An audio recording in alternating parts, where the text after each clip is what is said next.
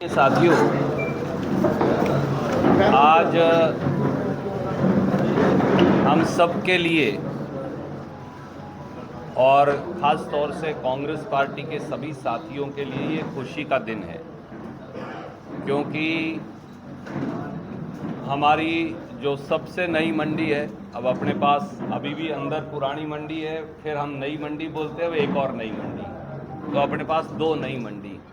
जो सबसे नई मंडी है उनके प्रधान मेरे छोटे भाई सोहन ढुल जी ने, और हमारे बुज़ुर्ग उनके पिताजी होशियार सिंह जी भी यहाँ मौजूद हैं। मंडी के इन्होंने ये फैसला किया कि नई अनाज मंडी के अध्यक्ष सोहन ढुल जी, एसोसिएशन के सारे साथी और प्रबुद्ध इनके जो सारे साथी हैं, उन्होंने कांग्रेस पार्टी में विश्वास जताया है और ये मुझे कहा कि मैं बड़े भाई रणदीप के साथ मिलकर मंडी शहर इलाके की प्रगति के अंदर कंधे से कंधा मिला के काम करूँगा।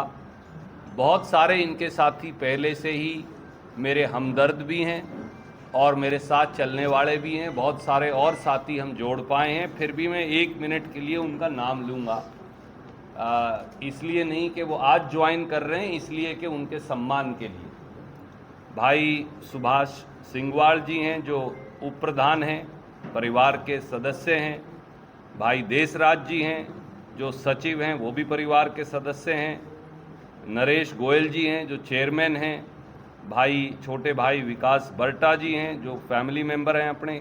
नवीन गर्ग जी हैं, छोटा भाई कुशल पाल जी हैं, भाई मुल्तान जी हैं, संदीप मित्तल जी हैं, हमारे बड़े भाई पंडित कृष्ण शर्मा जी हैं, राकेश कुमार जी हैं, राजेश संधू जी हैं, भाई रवि सैनी जी हैं, भाई नरेश शेरगढ़ जी हैं, सुरेश ढुल जी हैं, प्रमोद गोयल जी हैं, सुभाष बेनीवाल जी हैं, सोम प्रकाश जी हैं, सुमीत जी हैं, सुभाष शर्मा जी हैं, प्रवीण भाई कालू हैं, गुरुदेव ठेकेदार जी हैं, प्रेम बूरा जी हैं, डॉक्टर रमेश जी हैं, सुरजीत बेनीवाल जी हैं, हमारे ट्रांसपोर्टर साथी संजय हैं, मुकेश हैं, जस्सी चंदाना है, प्रदीप चंदाना है, भूल चूक माफ, बहुत सारे हमारे और मैं आपको भेजता हूँ, बहुत सारे हमारे और साथी भी हैं। मैं सोहन ढुल जी से एक ही बात कहता हूँ, मेरी ओर से और कांग्रेस पार्टी की ओर से, हमारी सबसे पुरानी अनाज मंडी, हमारी नई अनाज मंडी और हमारी सबसे नई अनाज मंडी,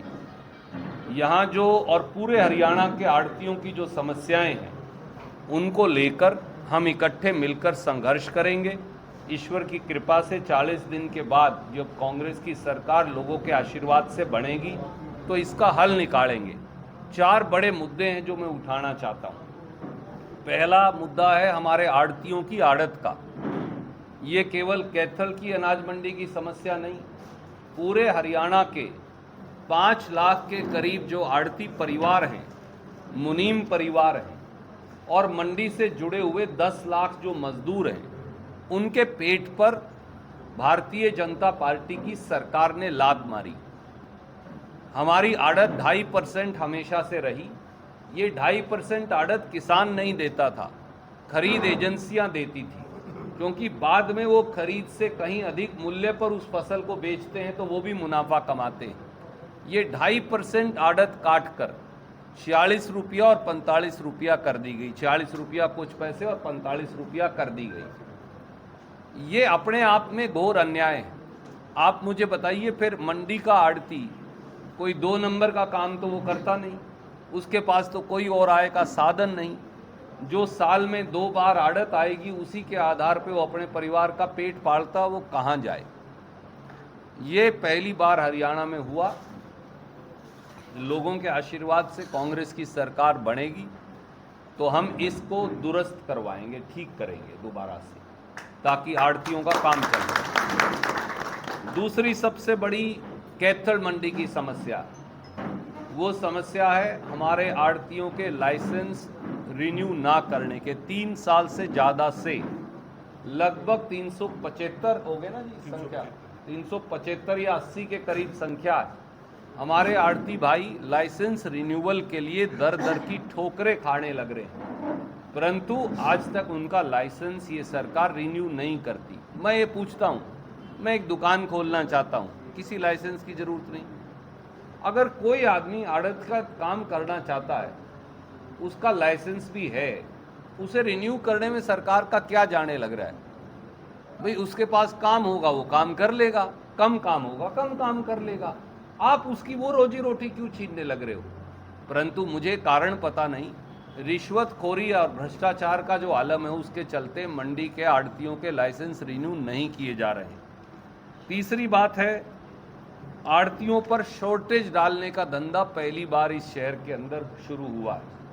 मंडी के बहुत सीनियर पुराने साथी यहाँ बैठे, हमने कभी ये हमेशा जब आप वजन करते हो और उसे गोदाम तक ले जाते हो 19-21 का फर्क आता है, क्योंकि नमी वाली फसल भी खरीदनी पड़ती है, सरकार भी हिदायत दे देती है। और कई बार जब आप उसे साफ करके बोरी में भर के आप उसे गोदाम तक ले जाएंगे या बीच में पिलफ्रीज हो जाए, मैंने मेरी दुकान से, मैं मंडी का आड़ती हूँ, सही भिजवा दी, आगे अगर वहाँ से और अनलोड करने तक अगर कोई चोरी कर ले तो आड़ती की जिम्मेवारी कैसे? या तो आप मेरे यहाँ तोल कर जो ले जा रहे हो मुझे वो भाव दो, मेरी शॉर्टेज गोदाम के ऊपर काउंट नहीं की जा सकती जी। और कट्टे के जो अंदर हेरा फेरी बहुत दिनों से, 10 साल से यहाँ चल रही है, आज तक उसका हल नहीं हुआ। जैसे ढुल साहब ने भी बताया, मेरे भाई ने भी बताया कि 580 ग्राम का कट्टे का वज़न कटता है, कट्टे का वज़न 500 ग्राम और कभी कभी 475 ग्राम भी निकलता है। उसकी शॉर्टेज आड़ती क्यों दे?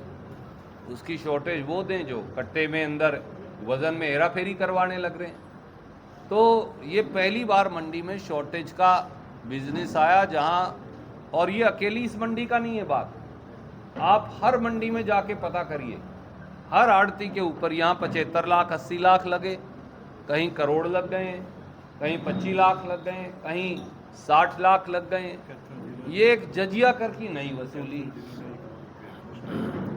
कैथल जिले में ढुल साहब ने बताया कि सारी हमारी मंडियां लगा लें तो 250 लाख रुपया आड़तियों से वसूले जाएंगे। क्या मैं सरकार से ये पूछ सकता हूँ, उनकी आड़त ही 250 लाख शायद बनेगी या 300 बनेगी, तो फिर वो खाएंगे क्या, कमाएंगे क्या, पहनेंगे क्या, ओढ़ेंगे क्या? ये आप करने लग रहे हैं। और चौथी बात है किसान की फसल की सीधी पेमेंट करने की। उसका एक बड़ा सीधा हल है, जो किसान सीधी पेमेंट लेना चाहे वो लिख के दे, पर शायद मनोहर लाल खट्टर जी और नायब सिंह सैनी ये नहीं जानते, क्योंकि मुझे नहीं पता, मुझे लगता नहीं दोनों खेत जोतते हैं या उन्होंने कभी आड़त की दुकान जिंदगी में करी है। मैं खेत भी जोतूं, अपनी आड़त की दुकान भी करता हूं, तो इसलिए मुझे पता है आड़ती का और किसान का एक रिश्ता है। आड़ती और किसान का वो, अगर मैं ये कहूँ एक तरह से रोटी बेटी वाला भाईचारे का रिश्ता है, तो वो गलत नहीं होगा। उस भाईचारे के रिश्ते में अगर मैं ये चाहूँ कि मैं मेरी पेमेंट आड़ती के थ्रू लूँगा तो सरकार को क्या एतराज़ है? मैं, मेरी पेमेंट है, कहीं जमा कराऊँ। परंतु क्या होता है, कल को अगर किसान को लड़की की शादी के लिए पैसे की ज़रूरत पड़ गई, घर में कोई हारी बीमारी आ गई, उसके लिए पैसे की ज़रूरत पड़ गई, तो बैंक वो पैसा उसे नहीं देगा। कहीं बिटिया के घर में दिक्कत होगी, आदमी रिश्तेदार के और के घर में दिक्कत होगी, आदमी भाईचारे में हमेशा मदद करता है 2 पैसे की, वो पैसा वो आड़ती से गाए बगाए उसको लेना पड़ता है। इसलिए एक रिश्ता बना आ रहा था। आजकल कोई 2 रुपये सैकड़ा का ब्याज नहीं ले सकता, ना कोई दे। 1 मिनट के अंदर अगले का गला पकड़ ले अगर आप उससे 24% 36% ब्याज लेंगे तो। इसलिए आपस में जो ये रिश्ता है लेन देन का, एक तरह से मैं कहूँ बैंक का रिश्ता, बैंक और कस्टमर का रिश्ता, इसे क्यों तोड़ रहे हैं? हाँ, किसी ने अपना संबंध नहीं रखना आड़ती से, कोई कहे मेरी तो जी सीधी पेमेंट करो, ये उसकी स्वेच्छा है, तू ले ले। पर जो अगर लिख के दे आड़ती और किसान के जी मेरी यहाँ से रूट कर दो, तो सरकार को क्या एतराज़ है? ये करना चाहिए, बड़ी सीधी बात है, इसमें तो कोई रुपये भी नहीं लग रहे, कोई पॉलिसी मैटर भी नहीं है, एक बड़ा सिंपल सोल्यूशन है। ये कुछ समस्याएं। इसके साथ साथ एक बड़ी समस्या आड़ती को जो है 5वीं, वो है कानून व्यवस्था की।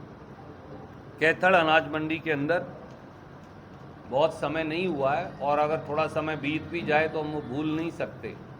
हमारा एक साथी शहीद हो गया क्योंकि वो दूसरे साथी की ऊपर पड़ रही डकैती और फिरौती से बचाने गया था, नई अनाज मंडी के अंदर भाई मनीष मित्तल। इसी प्रकार से हमारे मॉडल टाउन में जो कैथल की अनाज मंडी का हिस्सा है, वहाँ पर जिस प्रकार से गला रेत कर एक दंपत्ति की हत्या की, आज भी उसको शहर भूला नहीं है। इस शहर के अंदर 6 महीने में 4 जगह फायरिंग होली। भगत सिंह मार्केट में फायरिंग हुई, कंप्यूटर मार्केट में फायरिंग हुई। आए दिन फिरौती और गुंडागर्दी का धंधा शुरू है। आड़ती अपना पैसा निकालने बैंक से अब कतराता है और घबराता भी है। इससे निजात दिलाने की इस इलाके और हरियाणा दोनों को ज़रूरत है। पूरे हरियाणा में यही बदमाशी का आलम है। ये कैथल की कहानी तो मैंने आपको बयां की, पर ये हर मंडी की कहानी है। जबरन वसूली, फिरौती, छेड़छाड़, लूटपाट, ताड़े तोड़ना और डकैती, ये आए दिन का धंधा बन गया। मैं मेरे मंडी के सारे साथियों को आश्वस्त करता हूं कि जिस प्रकार से पहले बदमाशों के खिलाफ कड़ी कार्रवाई हमने करी थी, जो बदमाश आपकी तरफ नज़र उठा के देखेगा उसी प्रकार की कड़ी कार्रवाई हम करेंगे, और किसी ऐसे साथी को समस्या नहीं आने देंगे, चाहे वो किसी भी राजनीतिक पार्टी से संबंध रखता हो। इसका राजनीति से कोई लेना देना नहीं है। व्यापारी सुरक्षित रहे, व्यापारी महफूज रहे, व्यापारी अपना धंधा कर सके और वो शहर की प्रगति में हिस्सेदारी कर सके, यही हमारा लक्ष्य है। मैं एक बार फिर मेरे छोटे भाई सोहन ढुल जी का, मंडी के सारे प्रबुद्ध आड़तियों का बहुत बहुत स्वागत करता हूं, और मुझे विश्वास है कि आपके इस विश्वास, प्यार और स्नेह से कांग्रेस पार्टी और मजबूत होगी। आप कोई प्रश्न पूछना? सर मेरा सवाल है कि हरियाणा के मंत्री जो कृषि मंत्री है जेपी दलाल ने हरियाणवी लहजे में एक जनसभा को संबोधित करते हुए कहा है कि यदि सरकार में अब की बार आनाकानी होती है तो दिल्ली में बैठे हुए हमारा ऐसा डोंत बना देंगे, 6 महीने नहीं चलने देंगे। देखिए, एक बात तो साफ हो गई। पहली बात तो ये कि बीजेपी चुनाव हार गई है, उन्होंने मान लिया है। अब तो उनके मंत्री खुलेआम बयान दे रहे हैं, आप 15 दिन और रुक जाओ, ये सारे जोर जोर से बोला करेंगे कि हमारा कोई तंत्र नहीं। बीजेपी को आज जो उनके प्रति गुस्सा जनता में है, मुझे लगता है कि उन्हें डबल डिजिट वो छू नहीं पाएंगे। दूसरा, ये अहंकार कि दिल्ली में बहुत बड़ी अहंकारी या दमनकारी सरकार है, उनकी हेकड़ी भी जनता ने निकाल दी। हमारी तो कोई हैसियत नहीं। जो 400 पार कहा करते थे वो 240 पर आ गए, और हर रोज उन्हें एक निर्णय वापस लेना पड़ता है राहुल गांधी जी और कांग्रेस पार्टी के दबाव में। ये नहीं दर्शाती, शायद उन मंत्री जी को ये मालूम नहीं कि ये 2014 नहीं 2024 है, और देश की जनता ने, हरियाणा की जनता ने भाजपा की हेकड़ी और अहंकार को चकनाचूर कर दिया है। अब 1 अक्टूबर का इंतजार है। भाषा के ऊपर में पूछा, नायब सिंह मुख्यमंत्री नायब सिंह ने कहा है कि सोनिया गांधी का सितारा है राहुल गांधी, दीपेंद्र हुड्डा है और हुड्डा के सितारे, तारा सितारा की जोड़ी ने हरियाणा और देश का माहौल बिगाड़ रखा है। ऐसा है आदरणीय साथी, आप उन्हें अब ज़्यादा गंभीरता से मत लो। उनका समय जा चुका, वो कुछ ना कुछ कहते रहेंगे, इसलिए उनके कुछ कहने से कुछ असर नहीं होता। सर मैनिफेस्टो कब तक आ रहे हैं जी मैनिफेस्टो? भाई साहब, ये तो चेयरमैन मैनिफेस्टो घोषणा पत्र बताएंगे, क्योंकि मैं उसका चेयरमैन नहीं हूँ। आप अगर ये सवाल उनसे पूछेंगे तो वो बता पाएंगे। सर, कल चुनाव समिति की मीटिंग थी दिल्ली में, सर क्या मंथन हुआ उसमें? हमने ये फैसला किया था कि पार्टी के महासचिव इस बारे में ब्रीफ करेंगे। उन्होंने सारी बात ब्रीफ